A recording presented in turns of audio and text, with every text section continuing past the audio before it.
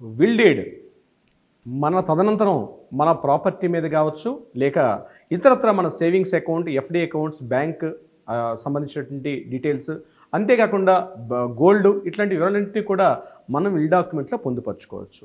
So will document ఎలా రాయాలి, అసలు స్టెప్స్ ఏంటి, ఎలా మనం అప్రోచ్ అవ్వాలి, విల్ డాక్యుమెంట్ ఎలా లీగల్గా రిజిస్ట్రేషన్ చేసుకోవాలి, అసలు లీగల్ ప్రాసెస్ ఎలా ఉంటుంది, దానికి అయ్యే ఫీజు ఎంత, టోటల్ వివరాల్ని ఈ వీడియోలో మనం తెలుసుకునే ప్రయత్నం చేద్దాం.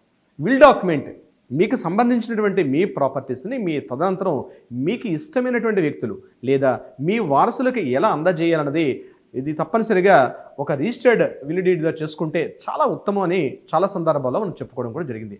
అంటే ఇక్కడ సార్ రిజిస్ట్రేషన్ కంపల్సరీ చేయాలా ప్రాపర్టీ డాక్యుమెంట్ని, అంటే విల్ డాక్యుమెంట్ని రిజిస్టర్ చేయాలా అంటే తప్పనిసరి కాదు. కానీ మనం విల్ డాక్యుమెంట్ని జస్ట్ మనం ఓరలుగా రాసుకుంటే దాన్ని డాక్యుమెంట్ అంటారు. కానీ దాన్ని ఎప్పుడైతే రిజిస్ట్రేషన్ చేస్తామో ఆ డాక్యుమెంట్కి లీగాలిటీ పెరుగుతుంది. అంటే కోర్టుల్లో భవిష్యత్తులో వచ్చినటువంటి వివాదాలు కావచ్చు, ఇతరత్ర అనేక సందర్భాల్లో రిజిస్టర్డ్ విల్ డీడ్కి చాలా వ్యాలిడిటీ ఉంటుంది. ఇది గుర్తుపెట్టుకోవాల్సింది. సో విల్ డాక్యుమెంట్ ఎలా రాయాలి గుర్తుపెట్టుకోండి.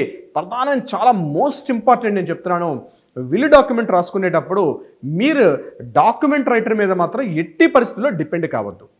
నేను మరీగా చెప్తున్నాను, డాక్యుమెంట్ రైటర్ మీద మీరు డిపెండ్ కావద్దు. ఎందుకంటే డాక్యుమెంట్ రైటర్ ఈజ్ నాట్ ఒక లీగల్ స్పెసిఫైడ్ పర్సన్ కాదు. అంటే అతనికి దాని మీద స్టాండర్డ్స్ ఉండవు. అంటే అతని దగ్గర ఎగ్జిస్టింగ్ ఉన్నటువంటి ఏదైనా ఒక ఫార్మెట్ ఉంటే ఆ ఫార్మెట్లోకి మీ వివరాలు అందరూ నమోదు చేసి మీ యొక్క ప్రాపర్టీని రిజిస్ట్రేషన్ చేసుకునే అవకాశం ఉంటుంది. కానీ రీసెంట్గా కొంత ప్రాబ్లం వచ్చింది. నేను ఎగ్జాంపుల్ కూడా మీకు చెప్పే ప్రయత్నం చేస్తాను. గచ్చిబౌలి ప్రాంతంలో ఒక వ్యక్తి నాకు 2016-17 ఆ ప్రాంతంలో నన్ను అప్రోచ్ అయ్యి, సార్ ఒక డాక్యుమెంట్ని వీలునామా రాద్దాం అనుకుంటున్నాను అని చెప్పి నన్ను అప్రోచ్ అవ్వడం జరిగింది. సో నేను ఫీజు వివరాలని మొత్తం ప్రొసీజర్ మొత్తం చెప్పాను. కానీ డాక్యుమెంట్ రైటర్ ఏం చేశాడంటే, మేము జస్ట్ తక్కువ మొత్తంలో చేస్తామండి, we're charging very less amount, దీనికోసం అంత అవసరం లేదు, రిజిస్ట్రేషన్ చేయాల్సిన అవసరం కూడా లేదు, మీకు ఆ లాయర్ గారు మిమ్మల్ని భయపెట్టారని చెప్పి అతను తక్కువ మొత్తంలో చేస్తానని చెప్పిన తర్వాత సదరు నా దగ్గరకు వచ్చిన క్లయింట్ అతను డైరెక్ట్గా డాక్యుమెంట్ రాసినటువంటి ఆ విలునామాని రాసుకున్నాడు. రాసేసిన తర్వాత దాన్ని రిజిస్ట్రేషన్ చేసి కూడా చనిపెడతాను. అతను 2020-21 కరోనా ప్రాంతంలో చనిపోయాడు. చనిపోయిన తర్వాత అతనికి 300 గజాల స్థలం ఉంది.